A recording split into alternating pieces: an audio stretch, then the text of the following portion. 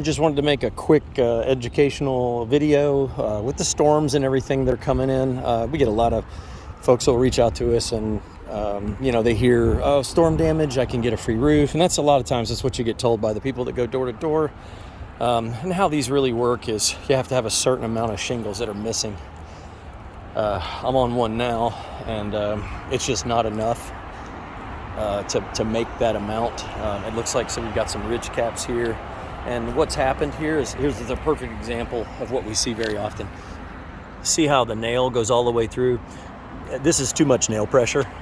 So what's happened is a roofer that installed the roof had too much pressure. These ridge caps are kind of vital because there's usually a little bit of a void when you first install it, when you put it down. So that little bit of a void, you go to shoot the nail through and it just punctures the shingle. So then, when it's a new roof, it's sitting on there and it kind of melts down into place. But as it gets a few years on it, this one's about 10 years old, it'll just end up, ripping them off. So you can see all the shingles actually fell off already, and you can see where each one of these nail heads is completely flush. So I would argue if they had the nail pressure correct, then it wouldn't even have been a factor at all.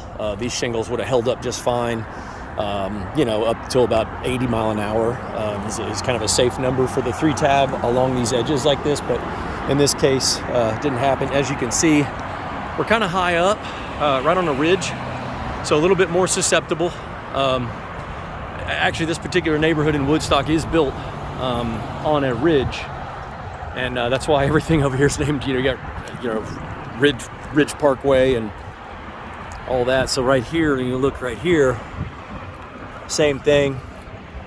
They turned the pressure up too high, so it just took just a little bit for the wind to get up underneath there, probably only about 40 or 50 mile an hour, which normally would be not enough to tear up a shingle. But in this case, whoever put the ridge caps on did not change the air pressure back.